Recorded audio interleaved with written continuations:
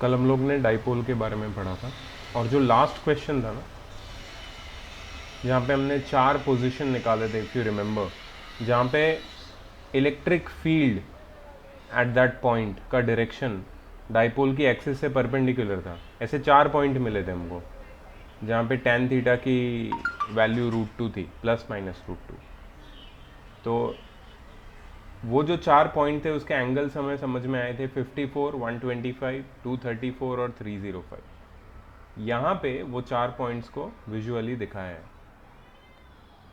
If you observe, मैं तुम्हें वो 4 पॉइंट की लोकेशन देता हूँ। पहला पॉइंट है ये, यहाँ पे 54.73 है एंगल।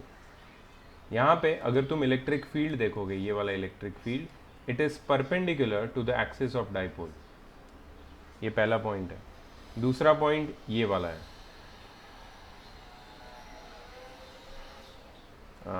हम लोग यहाँ पे मैं परपेंडिकुलर बनाता हूँ, and this is 54 degree in the second quadrant. So 54 degree in the second quadrant is around 125.27 degree.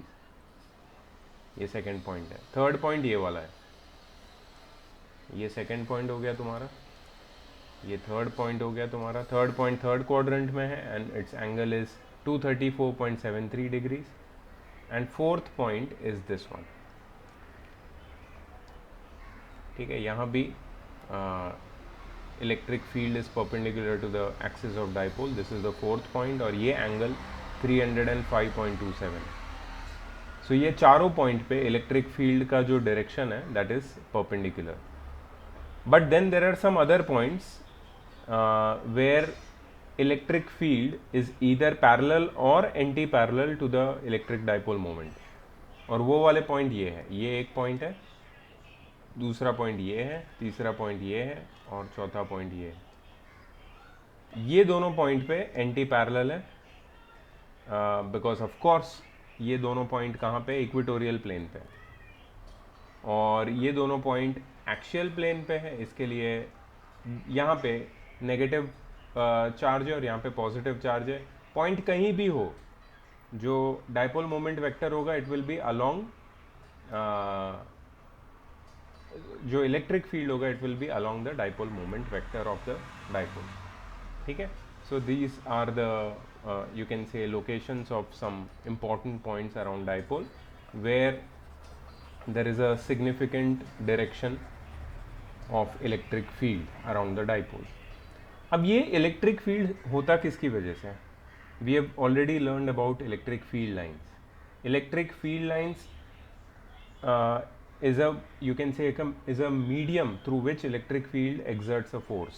Electric field को अगर किसी चार्ज के ऊपर फोर्स एक्सर्ट करना है तो वो इलेक्ट्रिक फील्ड लाइंस के थ्रू फोर्स एक्सर्ट करता है। तो ये इलेक्ट्रिक फील्ड लाइंस भी होती है, किसी भी चार्ज के around electric field lines exist करती है। जहां तक इलेक्ट्रिक फील्ड लाइंस एग्जिस्ट करती है वहां तक हम लोग बोलते हैं कि इलेक्ट्रिक फील्ड एग्जिस्ट करता है। So these are the, you can say, in the first figure they have shown the pattern of electric field lines around an electric dipole, the first figure. So the question is, do you have to remember this figure, do you have to draw this figure? इतना ज़रूरी नहीं है कि ये figure as it is तुम्हें draw करना पड़ेगा या पूछेंगे वो लोग, बट या you should keep it in mind कि इसका जो शेप है इलेक्ट्रिक फील्ड का around the dipole, it is very similar to the magnetic field around a magnet. एक मैग्नेट के अराउंड जो मैग्नेटिक फील्ड होता है और एक इलेक्ट्रिक डाइपोल के अराउंड जो इलेक्ट्रिक फील्ड लाइंस का फील्ड होता है, वो दोनों काफ़ी सिमिलर है एक दूसरे से। ठीक है, ये नेगेटिव को तुम साउथ पोल और पॉजिटिव को नॉर्थ पोल मान के इसको समझ सकते हो। So that is one thing. अब थोड़ा सा डाइपोल के साथ हम लोग खेलेंगे। इसको हम लोग एक्सटर्नल यूनिफॉर्म इलेक्ट्रिक फील्ड में रखेंगे और फिर इसको देखेंगे कि इसके ऊपर क्या इफेक्ट होती है। तो यहाँ पे as you can see in the figure, there is this external electric field E। ये ब्लैक लाइन से जो दिखाया है that is external electric field, मतलब ऑलरेडी वहां पे किसी बड़े चार्ज की वजह से एक इलेक्ट्रिक फील्ड एग्जिस्ट कर रहा है। और हमारे डाइपोल को, ये नेगेटिव पॉजिटिव, ये वाला हमारा डाइपोल है, इसको हमने ये एक्सटर्नल इलेक्ट्रिक फील्ड में रख दिया है। Now what we observe in this particular situation, कि दो चार्जेस है हमारे पास, एक पॉजिटिव और एक नेगेटिव है। पॉजिटिव चार्ज के ऊपर एक्सटर्नल इलेक्ट्रिक फील्ड की वजह से एक फोर्स एक्सर्ट हो रहा है इन the direction of electric field, that is Q E. Force due to electric field is charge multiplied by the magnitude of electric field और electric field intensity QE। But ये हो रहा है इन द डायरेक्शन, देखो याद रखना इसको, QE की डायरेक्शन पॉजिटिव चार्ज पे है from left to right, electric field की डायरेक्शन है फ्रॉम लेफ्ट टू राइट। हमेशा याद रखना कोई भी इलेक्ट्रिक फील्ड पॉजिटिव चार्ज पे अपनी डायरेक्शन में फोर्स एक्सर्ट करता है, बट अगर वो चार्ज नेगेटिव है तो उसमें फोर्स का डायरेक्शन ऑपोजिट हो जाता है, मतलब फ्रॉम राइट टू लेफ्ट चला जाता है। This electric field is directed from left to right, but the force on this negative charge is opposite to the external electric field direction. मतलब अगर मैंने अपने डाइपोल को एक्सटर्नल इलेक्ट्रिक फील्ड में रखा तो मेरा पॉजिटिव और मेरा नेगेटिव चार्ज ऑपोजिट डायरेक्शन में फोर्स एक्सपीरियंस करता है। अब ये फोर्सेस इक्वल है और ऑपोजिट है। इक्वल क्यों है? बिकॉज ये दोनों चार्जेस इक्वल है। चार्जेस इक्वल क्यों है? क्योंकि ये डाइपोल है। डाइपोल में दोनों चार्जेस इक्वल मैग्नीट्यूड के होते हैं, and these two charges are experiencing force in opposite direction along the same line. If these two charges are experiencing force in the opposite direction along the same line, that means the net force experienced by them will be zero. Net force experienced by them अगर zero है तो ये dipole अपनी position change नहीं करेगा, ये जिस position में ओरिएंटेड है उसी पोजीशन में ओरिएंटेड रहेगा, और इस पोजीशन को हम लोग बोलते हैं stable equilibrium. Stable equilibrium, stable equilibrium का मतलब क्या है? मैं तुम्हें I searched a lot for a GIF। GIF में थोड़ा सा एनिमेशन से समझ में आता है कि how a particular thing works if a force is applied on it, but मेरे पास मुझे वो GIF मिला नहीं कहीं भी, तो आई हैव लिमिटेड रिसोर्सेज। तो मैं तुम्हें ड्रॉ करके बता सकता हूँ कि सपोज मेरा डाइपोल है, इसमें यहाँ पे पॉजिटिव चार्ज है, यहाँ पे नेगेटिव चार्ज है, डाइपोल मोमेंट वेक्टर की डायरेक्शन है नेगेटिव टू पॉजिटिव, ठीक है। और इसको मैंने अगर एक्सटर्नल इलेक्ट्रिक फील्ड में रख दिया, एक्सटर्नल इलेक्ट्रिक फील्ड में मैंने इसको रख दिया, ठीक है, और फिर मैं इसको थोड़ा सा डिस्प्लेस करता हूँ अपनी पोजीशन से, मतलब मैंने इसको फोर्स अप्लाई किया और इसको मैंने थोड़ा सा घुमाया। कौन सी डायरेक्शन में? In clockwise direction. मैं थोड़ा इसको शिफ्ट किया, ऐसे घुमाया, टर्न किया ऐसे। जब मैं इसको टर्न करता हूँ और फिर मैं छोड़ देता हूँ तो ये वापस स्प्रिंग, मतलब सपोज ये मेरा डाइपोल है और मैंने इसको ऐसे टर्न किया तो ये वापस स्प्रिंग जैसा इसमें एक एक्शन आएगा और वापस ये रीअलाइन हो जाएगा ओरिजिनल डायरेक्शन में। इसको टर्न करता हूँ वापस ऐसे हो जाएगा, इसको टर्न किया वापस ऐसे हो जाएगा। मतलब क्या है? वो एक्सटर्नल इलेक्ट्रिक फील्ड उसको अपनी ही डायरेक्शन में अलाइन करने के लिए फोर्स करता है। So this is how it behaves in an external electric field in this particular position where the dipole moment vector and electric field are along the same line. ये तुम्हारा dipole है, इसको थोड़ा भी शिफ्ट किया वापस इलेक्ट्रिक फील्ड के direction में आ गया। अच्छा, what if I turn it in opposite direction? Then also it will come back to its original position. So I turn it anti clockwise, it becomes horizontal. I turn it clockwise, it becomes horizontal. It will behave like a spring. ये समझ में आया तुमको? ये जो मैं पूरी situation बता रहा हूँ इसको हम लोग स्टेबल इक्विलिब्रियम बोलते हैं। स्टेबल इक्विलिब्रियम मतलब bye turning it by a small angle it realigns itself in the direction of electric field, so it does not have to do much work, ठीक है।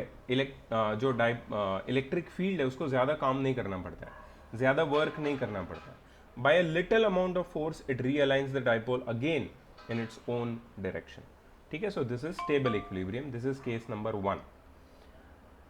आई want you to focus on case number 2. This is basically what they have explained here in stable equilibrium. Before we go to case 2, one more thing I want to discuss with you. Just note few things which I am pointing out over here. Do you see over here, ये जो dipole moment vector है, it is rotated in you can say anti-clockwise direction. Anti-clockwise direction में rotate किया और तुरंत positive और negative charge के ऊपर फोर्स एक्सर्ट होने लगा। ये फोर्स कितना है? QE। अच्छा, पहले कितना फोर्स था? पहले भी फोर्स क्यू ई ही था, अभी भी फोर्स क्यू ई है, लेकिन पहले जो फोर्सेस थे they were along the same line, and now the forces are not along the same line, so they are behaving as a couple. ये कपल फोर्सेस है, they are behaving as a couple forces. और couple forces क्या produce करता है? Turning effect, torque. You are right, turning effect produce होगा. मतलब क्या होगा? ये वापस टर्निंग मतलब कपल फोर्सेस की वजह से जो इलेक्ट्रिक फील्ड के थ्रू एग्जर्ट हो रहे हैं, ये कपल फोर्सेस टॉर्क प्रोड्यूस करके इस डाइपोल को वापस रीअलाइन करके हॉरिजॉन्टल बना देंगे. That is they will bring the dipole in stable equilibrium position. The same thing will happen when you turn the dipole in clockwise direction. If you turn the dipole in clockwise direction, again it will realign itself in horizontal direction in the line of electric field due to the couple forces, and couple forces are actually exerting or producing a torque. ठीक है, so electric field produces couple forces, produces torque and realigns the dipole into its original horizontal position, which is the stable equilibrium if the dipole moment vector and the electric field are along the same line. ठीक है, so that is your torque का यहाँ पे क्या play है वो भी मैंने बताया तुमको. Now the next case. The next case is unstable equilibrium. There is an equilibrium, a special case of equilibrium, which is unstable equilibrium, and very unique case. Because there are many questions which comes to your mind. यार ये equilibrium है, ठीक है, unstable क्यों है? See this, एक change देख रहे हो तुम? पहले इलेक्ट्रिक फील्ड था लेफ्ट टू राइट, अब इलेक्ट्रिक फील्ड को मैंने ऑपोजिट कर दिया. External electric field is from right to left now. Dipole उधर ही है, डाइपोल मोमेंट का डायरेक्शन भी वही है from left to right, but now external electric field का डायरेक्शन मैंने चेंज कर दिया. इसलिए क्या हुआ? The force on negative charge and the force on positive charge, which were directing or directed away from each other earlier, now they are directed towards each other. But there is no problem here because the forces are still the same. The forces are equal and opposite and along the same line. If the forces are equal, opposite and along the same line, that means there will be no net turning produced in the dipole. Dipole ऐसे ही रहेगा, मतलब dipole equilibrium में ही रहेगा. तो फिर इसको unstable equilibrium क्यों बोलते हैं? अगर यहाँ भी डाइपोल इक्विलिब्रियम में रहेगा, यहाँ भी डाइपोल हॉरिजॉन्टल ही रहेगा, तो इसको अनस्टेबल इक्विलिब्रियम क्यों बोलते हैं? इसका मैं तुम्हें रीजन बताता हूँ. ऐसे केस में अगर मैंने इस, सपोज ये डाइपोल है, अगर मैंने इस डाइपोल को, ये अनस्टेबल इक्विलिब्रियम में, ठीक है, यहाँ पे हॉरिजॉन्टल है, अगर मैंने इस डाइपोल को थोड़ा भी पुश किया, ठीक है, थोड़ा भी पुश किया, तो ये वापस अपने आप को रीअलाइन करके इलेक्ट्रिक फील्ड की डायरेक्शन में आ जाएगा. मतलब it will now point in the direction of electric field bye rotating itself through 180 degree और मोर एंगल. मतलब पहले ये ऐसा था, ठीक है, हॉरिजॉन्टल था, बट इलेक्ट्रिक फील्ड और डाइपोल मोमेंट वेक्टर का डायरेक्शन एक दूसरे से ऑपोजिट है. जो फोर्स एक्सर्ट हो रहे हैं, नेगेटिव और पॉजिटिव चार्जेस, वो भी एक दूसरे से इक्वल और ऑपोजिट है, but they are directed towards each other. ठीक है, अब इस केस में if I turn the dipole even by 1 degree, its equilibrium is lost completely and it turns itself by 180 degree in the direction of electric field. अगर मैं इसको ऊपर की तरफ भी थोड़ा टर्न करूंगा तो ये पूरा 180 डिग्री टर्न होके इलेक्ट्रिक फील्ड के डायरेक्शन में अपने आप को रीअलाइन कर लेगा. So that is what happens when you can say the dipole moment vector and electric field are directed opposite to each other. ठीक है, the dipole will be in equilibrium if it is horizontal, but if it is disturbed a little bit, it will turn through 180 degree and realign itself in the direction of electric field. ठीक है, so यहाँ पे क्या हो रहा है, यहाँ पे एक major you can say work done हो रहा है, और ये work done कौन कर रहा है? इलेक्ट्रिक फील्ड कर रहा है. जरा भी डिस्टर्ब करो तुम डाइपोल को और वापस वो डाइपोल अपने आप को रीअलाइन करके इलेक्ट्रिक फील्ड के डायरेक्शन में आ जाएगा.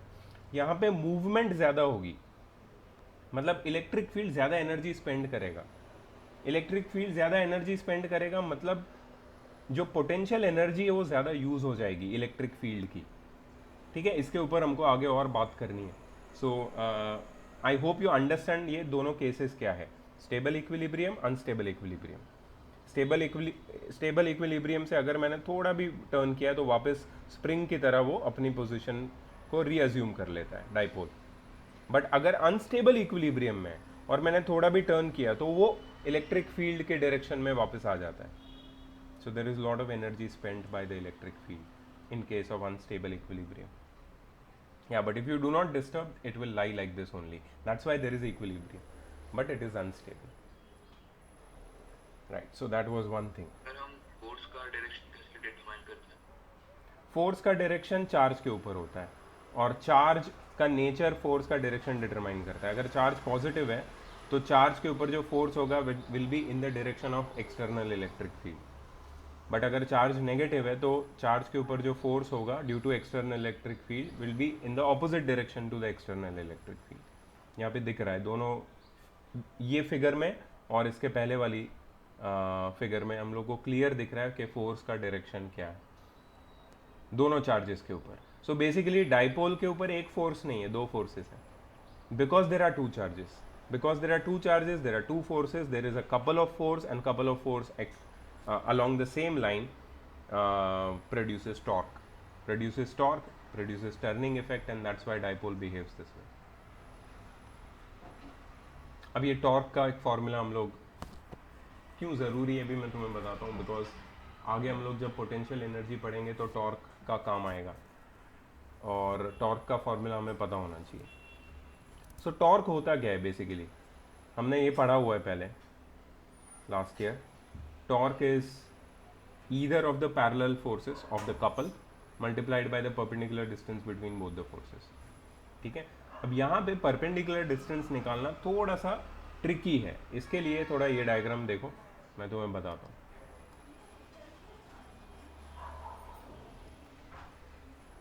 If you see in this figure, you will exactly find out what is the perpendicular distance between the line of action of forces. एक फोर्स इस डायरेक्शन में, दूसरा फोर्स इस डायरेक्शन में, ठीक है। ये दोनों फोर्स एक दूसरे से पैरेलल है, बट इन दोनों के बीच का परपेंडिकुलर डिस्टेंस कैसे निकालेंगे, तो हमने ये लाइन को एक्सटेंड कर दिया और ये वाली जो फोर्स वाली लाइन है ये दोनों लाइन के बीच में एक परपेंडिकुलर, क्योंकि दोनों लाइन पैरेलल है, दोनों के बीच में एक परपेंडिकुलर ड्रॉप कर दिया।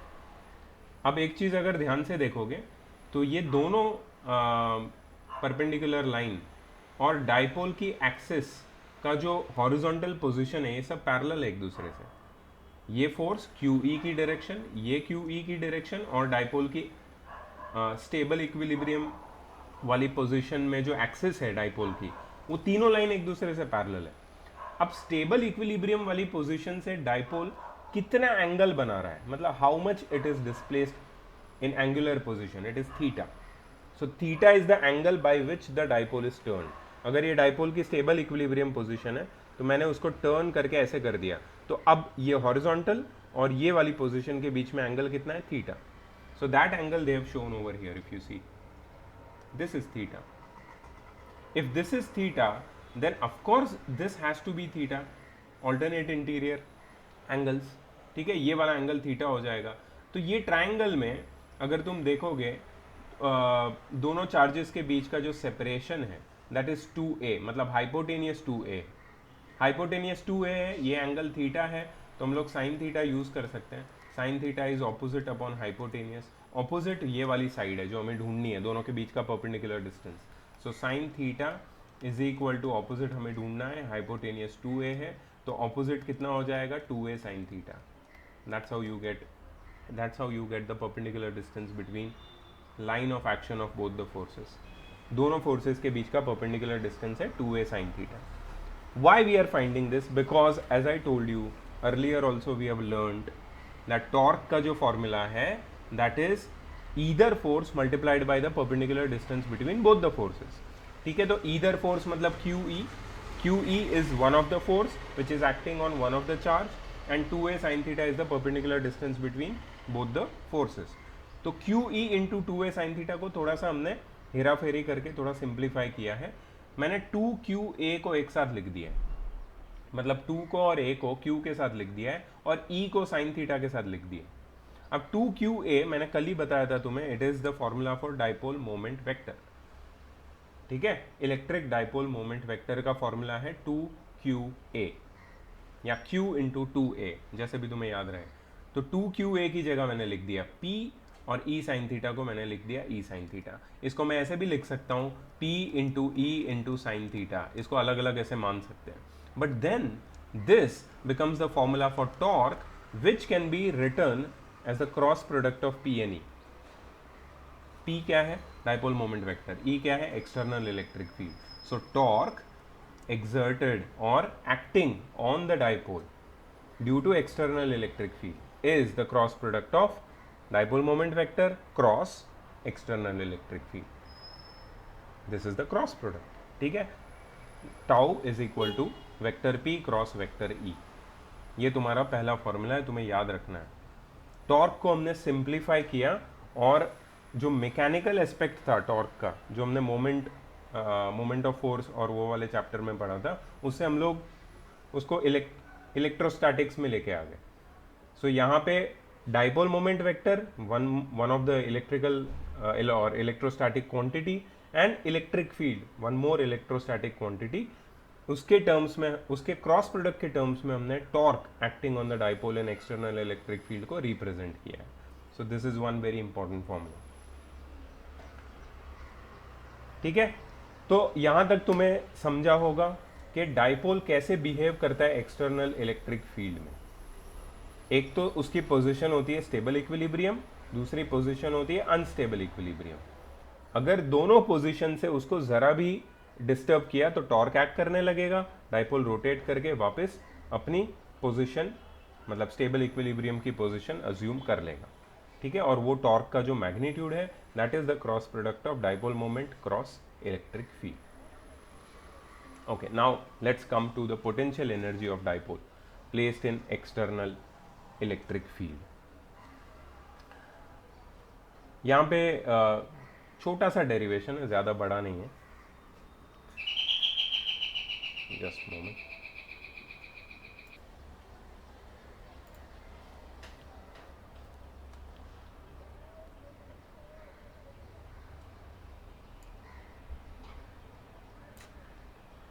Before we start with potential energy of electric dipole and external electric field, एक चीज़ याद रखना, इसको नोट कर सकते हो तुम लोग।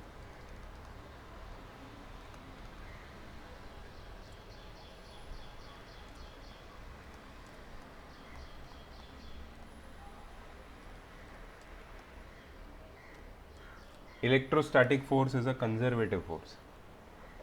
मैंने तुम्हें लास्ट टाइम वर्क एनर्जी जब हमने किया था तो कंजर्वेटिव फोर्स के बारे में बताया था। कंजर्वेटिव फोर्स का एक बहुत ही इंपॉर्टेंट पॉइंट था, क्या था वो?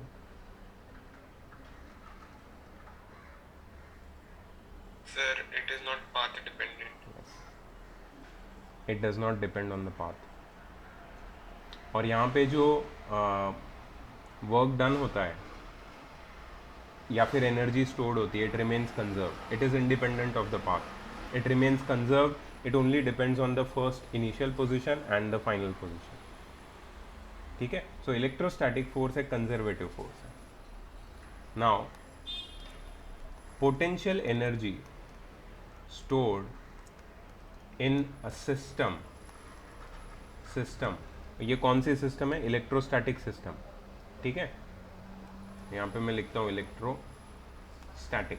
जब मैं इलेक्ट्रोस्टैटिक सिस्टम लिखता हूँ तो इसमें बहुत सारी चीज़ें जनरली इंक्लूड हो जाती हैं। यहाँ पे इस केस में इलेक्ट्रोस्टैटिक सिस्टम में डाइपोल है और एक्सटर्नल इलेक्ट्रिक फील्ड है। वो डाइपोल और एक्सटर्नल इलेक्ट्रिक फील्ड को साथ में टुगेदर हम लोग इलेक्ट्रोस्टैटिक सिस्टम बोलेंगे। So potential energy stored in this electrostatic system is equal to negative of the work done by the electric field or electrostatic force. Potential energy stored in a system or electrostatic system is equal to negative of the work done by the electric field. ठीक है, मैं तुम्हें 3 case के help से ये समझाऊंगा. पहला case है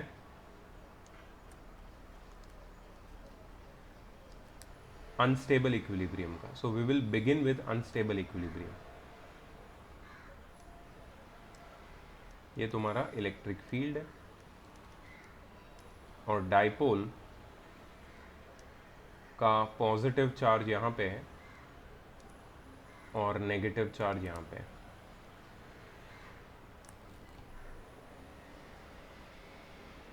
अब तुम देखोगे तो डाइपोल मोमेंट वेक्टर का जो डायरेक्शन है वो ये है, negative to positive. If you remember, ये डाइपोल मोमेंट वेक्टर का डायरेक्शन है. इलेक्ट्रिक फील्ड और डाइपोल मोमेंट वेक्टर एक दूसरे से बिल्कुल ऑपोजिट. मतलब यहाँ पे एज इट इज रहेगा ये, इसको कोई तकलीफ नहीं है. See, this positive charge will experience a force in the direction of external electric field. Negative charge will experience a force in the opposite direction to the external electric field. Force equal है, opposite है, एक ही line में है, कोई change नहीं होगा, horizontally रहेगा तुम्हारा डाइपोल. लेकिन इसको थोड़ा भी अगर मैंने शिफ्ट किया, थोड़ा भी अगर चेंज किया, मूव किया, तो ये इलेक्ट्रिक फील्ड के डायरेक्शन में वापस रीअलाइन हो जाएगा पूरा 180 डिग्री घूम के. That is how it is going to behave. अच्छा, in this case if you C,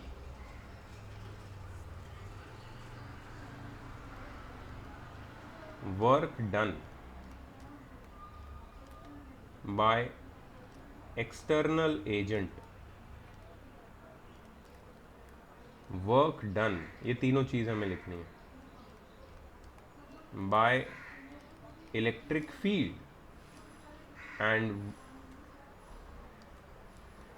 potential energy stored.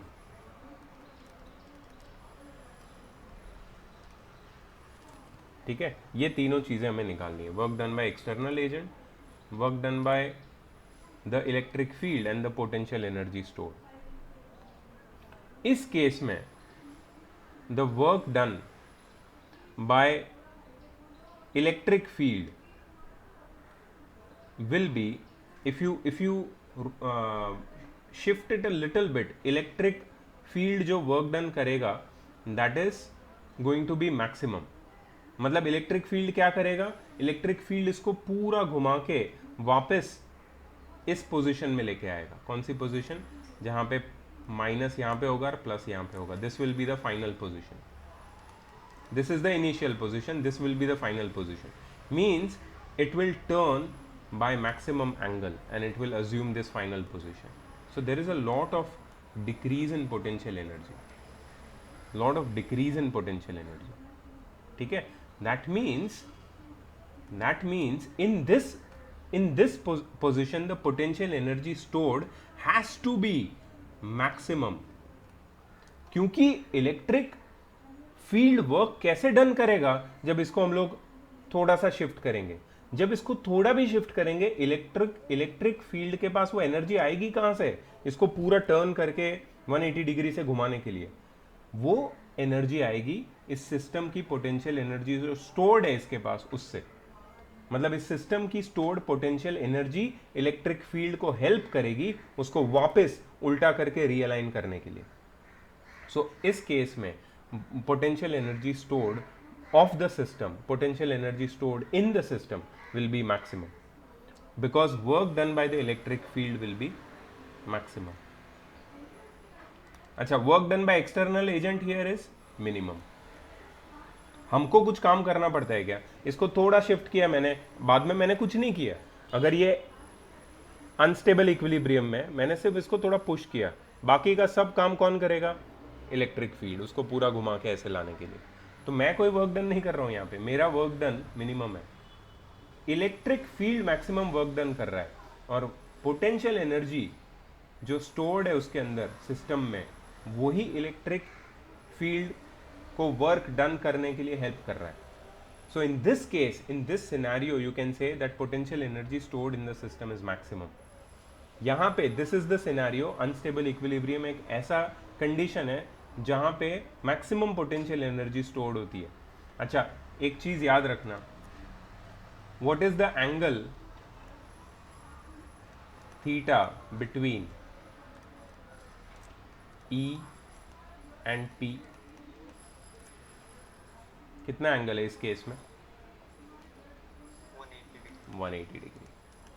मतलब जब भी एंगल 180 डिग्री रहेगा किसके बीच में? E और P के बीच में, तो पोटेंशियल एनर्जी स्टोर्ड कितनी होगी? मैक्सिमम होगी. इसको तुम समझ सकते हो एक मैथमेटिकल फॉर्मूला से.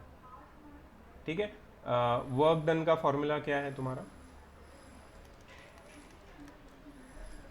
Force into displacement. Work done is equal to F into S cos theta, right? Work done is equal to F into S cos theta. अच्छा, यहाँ पे फोर्स कितना है? QE, charge multiplied by the electric field. Displacement कितना है? अच्छा, अभी तुम डिस्प्लेसमेंट देखोगे तो यहाँ पे एंगुलर डिस्प्लेसमेंट है, तो ये जो वर्क डन होगा वो एंगुलर वर्क डन है. ठीक है, QE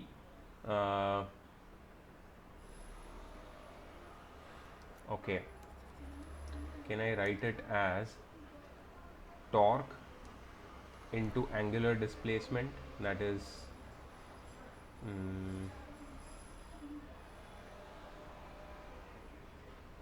हम लोग का टॉर्क का फॉर्मूला क्या था? P times E, right? P times P cross E, that is PE sine theta.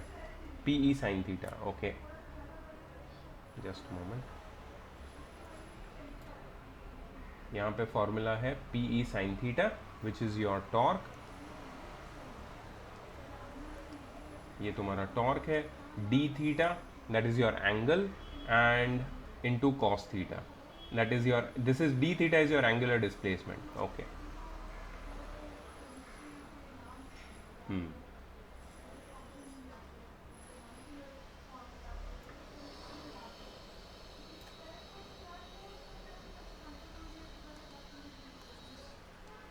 So here ये जो वर्क डन है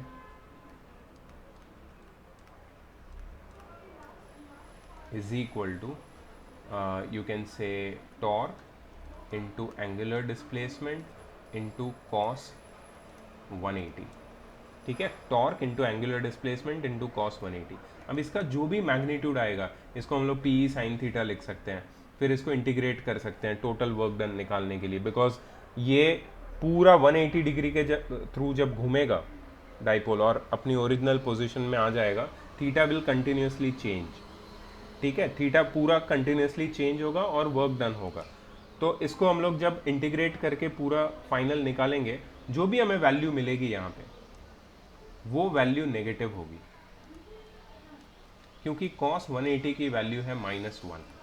cos 180 की वैल्यू है -1, तो मतलब यहाँ पे मुझे नेगेटिव वैल्यू मिलेगी. मतलब work done by the electric field will be negative. But I told you that potential energy stored in the system is negative of the work done by electric field. मतलब ये जो value negative value मुझे मिल रही है उसको मैं अगर negative कर दूं वापस तो मुझे work done by the potential energy stored मिल जाएगी. तो I can write it as potential energy of the system in unstable equilibrium is equal to negative or is equal to negative of work done by the external electric field. ठीक है, which is negative of some maximum value, maximum negative value. ठीक है, यहाँ पे कुछ एक particular value आएगी, इसको मैं मान लेता हूँ x. ठीक है, अब ये माइनस माइनस क्या हो जाएगा? प्लस हो जाएगा. तो I will get some positive, maximum positive value x. इसका क्या मतलब है कि potential energy of the system in unstable equilibrium is maximum. Potential energy of the system in this case is maximum. Work done by the external agent मतलब us is minimum. work done by the electric field is maximum and potential energy stored in the system is maximum, which is giving the required energy to the electric field to do the maximum work. ठीक है, so potential energy of the system is helping the electric field to do maximum work and to realign the dipole in stable equilibrium. But जब ये realign होगा तो और एक case exist करेगा, ये तुम्हारा एक्सटर्नल इलेक्ट्रिक फील्ड है. ठीक है, जब ये रीअलाइन करके घूमेगा तुम्हारा डाइपोल तो एक केस बीच में आएगा जिसमें dipole will be situated like this. तो डाइपोल में प्लस यहां पे आ जाएगा, माइनस यहां पे आ जाएगा, प्लस यहां पे आ जाएगा, माइनस यहां पे आ जाएगा, और डाइपोल मोमेंट वेक्टर का जो डायरेक्शन है वो ऐसे ऊपर की तरफ चला जाएगा. मतलब the angle between electric field and dipole moment vector becomes 90 degree.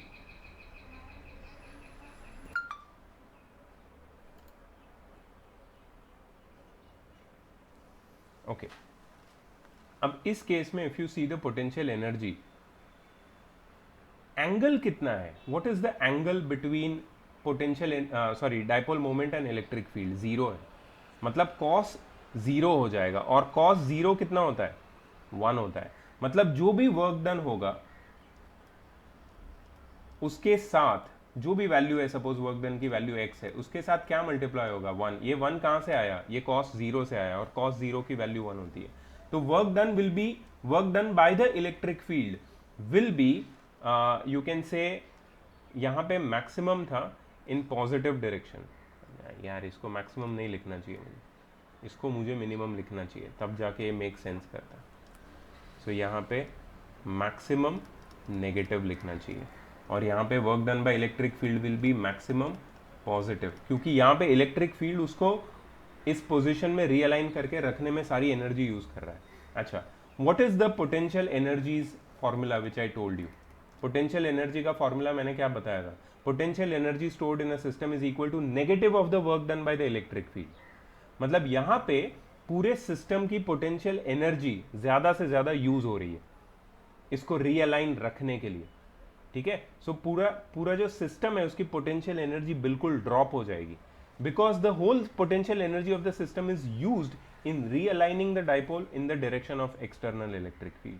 So potential energy will be negative of the work done by electric field, that is minus x. What was the potential energy earlier? It was plus x.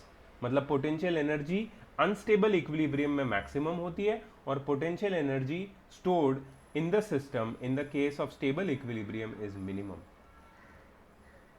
which is minus x. यहाँ पे क्या था? maximum, which is plus x. So you see how from unstable equilibrium to stable equilibrium the potential energy is changing. It is becoming from maximum to minimum, plus x to minus x. So in between, जो ये second case है, in between बीच वाला जो case है, उसमें potential energy कितनी होगी? याद रखना, अगर कोई दो एक्सट्रीम्स है, एक पॉजिटिव और एक नेगेटिव, इनके एग्जैक्ट मिडल में क्या होगा? सपोज तुम्हारी नंबर लाइन है, एग्जैक्टली तुम्हारी नंबर लाइन है, यहाँ पे माइनस एक्स है और यहाँ पे प्लस एक्स है, इनके एग्जैक्टली मिडल में एक पोजीशन आएगी जहाँ पे जीरो होगा. मतलब ये जो पोजीशन है ये तुम्हारी रेफरेंस पोजीशन है, इसको बोलते हैं रेफरेंस पोजीशन या reference level of potential energy. यहाँ पे अगर तुम पोटेंशियल एनर्जी स्टोर्ड निकालते हो तो it will B zero. The potential energy will neither be maximum neither be minimum, it will be zero. So never say, in the case of dipole, never say that potential energy zero is the minimum potential energy. No, it is not minimum. It can dip more and it can become minimum and it can become more negative. ठीक है, when the condition or the situation of dipole is in stable equilibrium. Reference position है when the angle between them is 90 degree. अब ये 90 degree में zero क्यों आता है, इसको मैथमेटिकली समझना बहुत इजी है, बिकॉज वर्क डन का जो भी फॉर्मूला है उसमें उसका जो मैग्नीट्यूड है x, उसके साथ cos 90 मल्टीप्लाई होगा, और cos 90 की वैल्यू कितनी है? 0. सो डाइपोल के केस में the potential energy changes from maximum to minimum, and in between a case comes where the potential energy of the system becomes 0, but that is not the case of minimum potential energy stored in the dipole. ठीक है, so this is, you can say, an overview of how to understand the behavior of dipole, the work done by external electric field, the work done by external agent, which is us, who is doing work against the electric field, and the potential energy stored in all the three cases in the dipole or in the electrostatic system. इसको textbook में यहाँ पे समझाया है वो लोग ने with the help of some derivations. ये डेरिवेशन मैं फटाफट बता देता हूँ तुमको. तो ये डेरिवेशन में वो लोग ने क्या बोला है कि सपोज मेरा डाइपोल है, उसको मैंने एक एक्सटर्नल इलेक्ट्रिक फील्ड में रखा है, ठीक है, जिसमें वो ऑलरेडी एक एंगल थीटा बना रहा है एक्सटर्नल इलेक्ट्रिक फील्ड के साथ. If you see the angle made by the dipole is already theta. ठीक है, अब इस एंगल से मैं इसको थोड़ा सा और against the you can say torque मैं इसको डिस्प्लेस करता हूं by an angle D theta, तो मैं कितना वर्क डन करूंगा? तो work done will be angular force which is torque multiplied by the angular displacement which is D theta multiplied by cos theta. अब कॉस थीटा में theta की जगह 180 degree लिया है. क्यों 180 डिग्री लिया है मैं तुम्हें बताता हूं. टॉर्क का जो डायरेक्शन है, torque is a cross product of dipole moment vector and electric field. Torque का जो डायरेक्शन है वो क्लॉकवाइज डायरेक्शन है इस केस में, और मैं उसको घुमा रहा हूं एंटी क्लॉकवाइज. थियोरेटिकली क्लॉकवाइज और एंटी क्लॉकवाइज ये दोनों एक दूसरे से डायमेट्रिकली ऑपोजिट होते हैं. इसके लिए क्लॉकवाइज और एंटी क्लॉकवाइज जब भी डायरेक्शन होगा तुम्हारे दो फोर्सेस के बीच में, तो एंगल 180 डिग्री हो जाएगा. क्लॉकवाइज कौन पुश कर रहा है डाइपोल को? Electric field, external electric field. और एंटी क्लॉकवाइज कौन पुश कर रहा है? External agent which is us. So we are working against the electric field. That means the force applied or the torque applied by us and the torque exerted by the electric field are at an angle of 180 degree to each other. Torque हमेशा याद रखना angular quantity है, और angular quantity में जो opposite quantities होती है, that is the torque applied bye me clockwise and anti-clockwise, and the torque applied by electric field clockwise are always 180 degree to each other. Or in simple terms, two forces which are angular or two torques which are angular, which are one of which is clockwise and one of which is anti-clockwise, are opposite to each other. That means the angle between them is 180 degree. इसलिए यहाँ पे cos 180 लिया है. ठीक है, cos 180 की value minus होती है, -1, तो आगे माइनस की साइन आ गई. So work done by the electric field is negative of P E sine theta D theta. ठीक है, अब वही वो लोग ने वही एजम्पशन लिया है कि potential energy stored is negative of the work done by the electric field. Negative of the work done मतलब इसका नेगेटिव, इस पूरे चीज का नेगेटिव क्या हो जाएगा? Positive, P E sine theta D theta. इसका मतलब है कि if I have to exert some force and do some work against the electric field, it will be stored in the potential energy of the system as the positive energy. अगर कोई external agent किसी electrostatic system पे work done करता है, तो वो पूरा जो वर्क डन है वो एनर्जी के फॉर्म में इलेक्ट्रोस्टैटिक सिस्टम में स्टोर हो जाएगा as positive energy. So more work you do on an electrostatic system, more energy stored in the electrostatic system. तो तुम्हें सबसे ज्यादा वर्क डन कब करना पड़ेगा बताओ? सबसे ज्यादा वर्क डन तुम्हें इस केस में करना पड़ेगा, फर्स्ट केस में. यस, अनस्टेबल इक्विलिब्रियम में.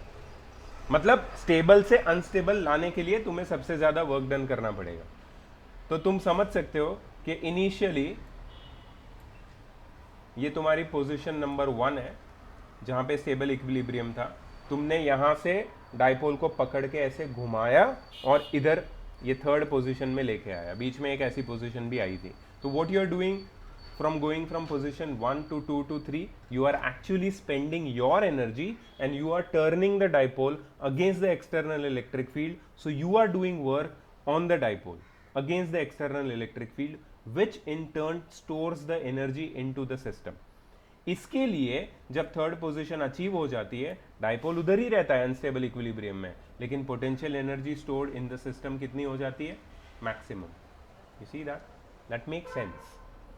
थोड़ा सा ट्रिकी है इसको समझना, क्योंकि theoretically if I read out everything it is okay, but then to understand कि क्यों पोटेंशियल एनर्जी में ऐसे चेंजेस आती है, you have to see both the parties, who is doing the work, on whom the work is done, and where is the potential energy stored. Now from this position it is very easy, potential energy तो है ना system के पास, अब मैं उसको थोड़ा सा भी ऐसा नज दे दूंगा, it will lose all its potential energy or release all its potential energy to come back into stable equilibrium. Potential energy हम देंगे ना सिस्टम को थोड़ा रिलीज करके। हाँ, तो हम अनस्टेबल इक्विलिब्रियम में लाने के लिए हम पोटेंशियल एनर्जी स्पेंड करके सिस्टम में हम लोग स्टोर करेंगे, और जब हम स्टोर करेंगे तो सिस्टम के पास ऑलरेडी वो एनर्जी होगी, वो किसने दी है? हमने दी है। सो जब इलेक्ट्रोस्टैटिक फील्ड अपनी एनर्जी यूज नहीं कर रहा है लेकिन एक्सटर्नल एजेंट यूज कर रहा है, तो potential energy of the system increase होती है। बट अनस्टेबल कंडीशन से जब स्टेबल कंडीशन में डाइपोल आ जाता है तो वो अपने आप आता है, वो अपने आप आता है। सपोज ये अनस्टेबल कंडीशन है, इसको मैंने थोड़ा भी नज दिया तो अपने आप ही आ गया। अपने आप तो नहीं आ सकता, कोई ना कोई तो फोर्स एक्सर्ट कर ही रहा है। वो कौन कर रहा है? External electric field. That means external electric field या इलेक्ट्रोस्टैटिक सिस्टम अपनी एनर्जी लूज करके डाइपोल को रीअलाइन कर रहा है स्टेबल इक्विलिब्रियम में, मतलब सिस्टम की पोटेंशियल एनर्जी कम हो रही है। तो डाइपोल जब रीअलाइन हो जाएगा, सिस्टम की पोटेंशियल एनर्जी मिनिमम हो जाएगी। That is the thing. किसी को कोई क्वेश्चन है, कुछ पूछना है इसमें, प्लीज आस्क मी।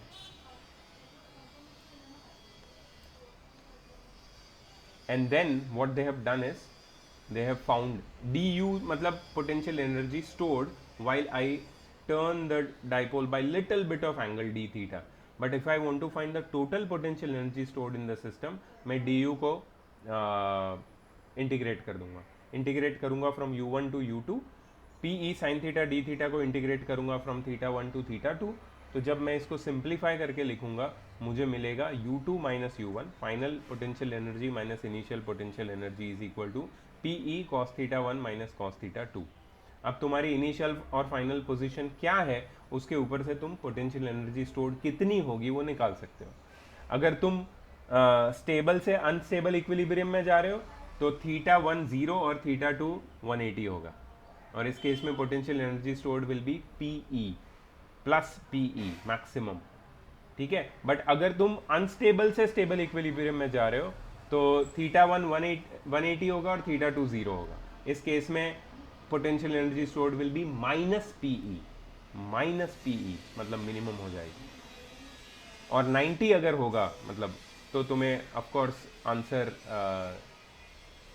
मतलब अगर एक cos 90 थीटा 1 90 होगा इनिशियल पोजीशन और थीटा 2 0 होगा, तो 0 माइनस 1, इसमें भी पोटेंशियल एनर्जी डिक्रीज होगी क्योंकि वो 0 से मिनिमम की तरफ जा रही है पोटेंशियल एनर्जी। बट अगर 90 से तुम वापस उसको टर्न करके अनस्टेबल में लेके आ रहे हो तो you are spending energy against the electric field, so potential energy increase होगी।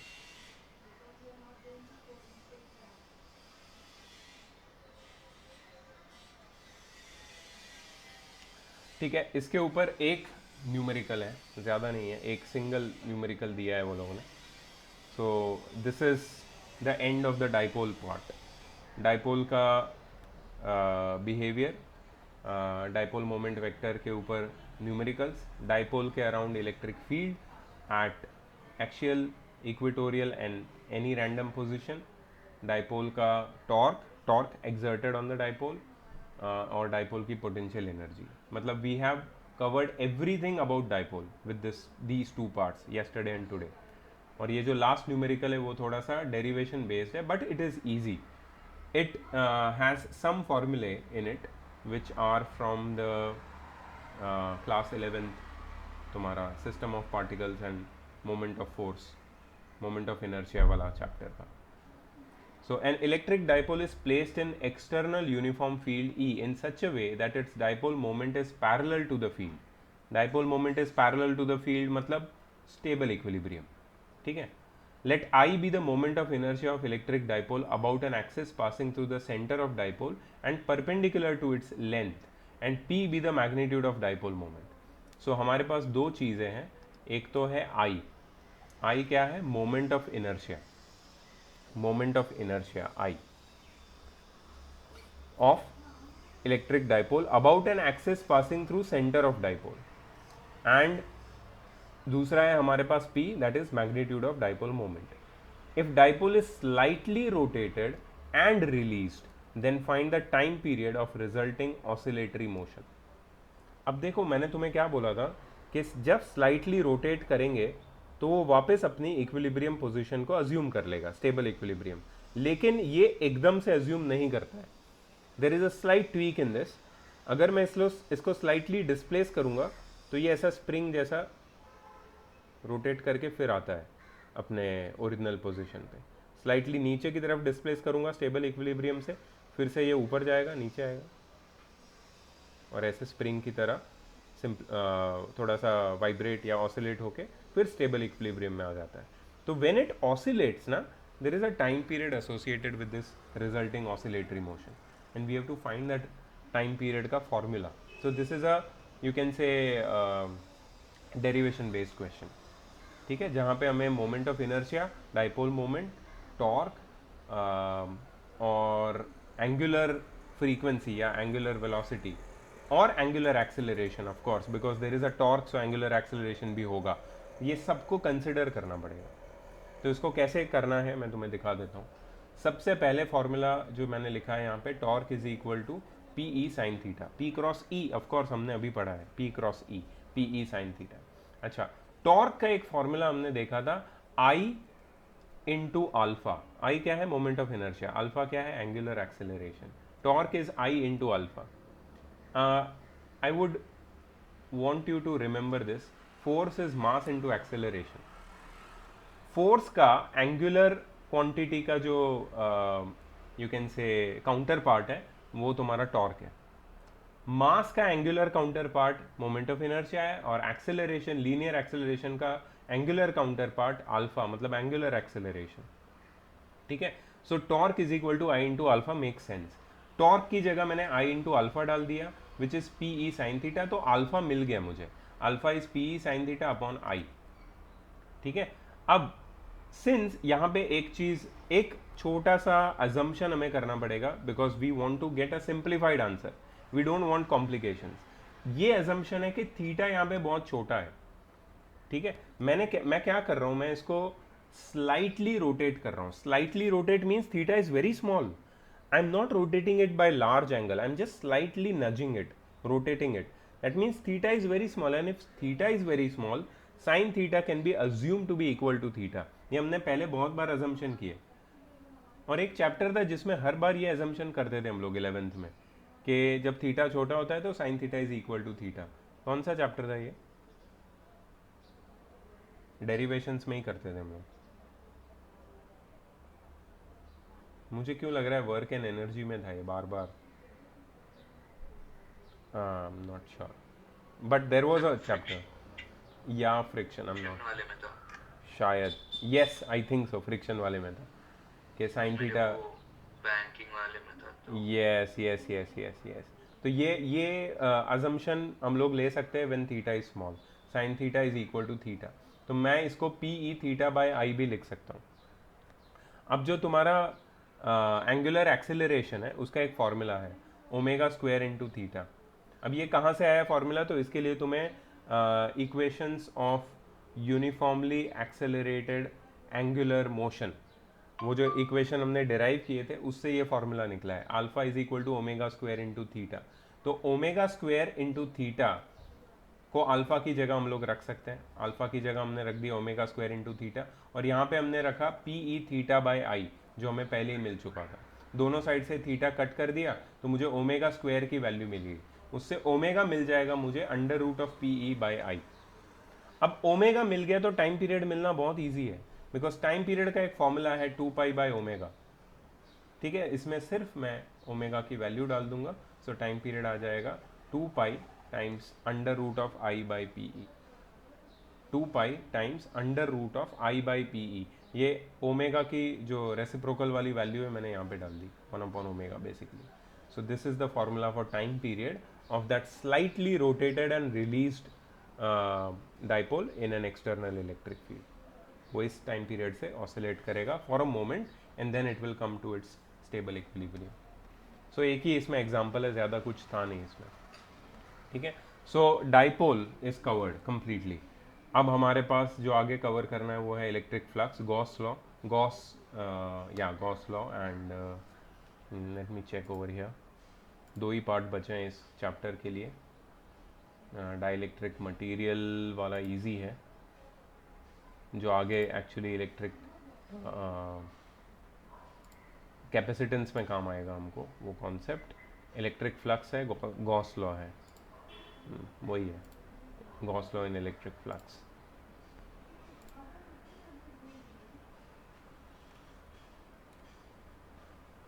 कंटिन्यूस चार्ज डिस्ट्रीब्यूशन ये इलेक्ट्रिक फ्लक्स से रिलेटेड है.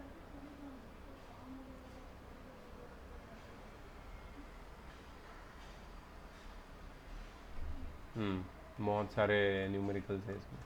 थियरी छोटा है part. Continuous charge distribution, electric flux and Gauss law. ठीक है. सो पहले तो मैं डाइपोल से रिलेटेड जितना भी कंटेंट है, जितने क्वेश्चंस, जितने न्यूमेरिकल्स, जितनी एक्सरसाइज, बोर्ड में पूछे गए क्वेश्चन या फिर जेडब्ल्यू के लेवल के क्वेश्चंस जितने भी हैं मेरे पास, ये तुम्हारे साथ मैं शेयर करूँगा ताकि तुम लोग इसका शुरू कर सको एक्सरसाइज. दूसरा, हमारा फर्स्ट चैप्टर हो चुका है राइट. रिलेशंस एंड फंक्शन पूरा हो गया था ना हमारा. उसकी टेस्ट में मुझे अभी लेनी पड़ेगी इस फ्राइडे को. और मैथ्स हमें शुरू करना है. तो मैं शुरू करूँगा मेट्राइसिस के साथ. अब मेट्राइसिस का बेसिक्स है जो बहुत इजी है, जिसका मैं वीडियो तुम्हारे साथ शेयर करूँगा ताकि हम लोग डायरेक्टली उसके न्यूमेरिकल सॉल्व कर सकते हैं लाइव क्लास में.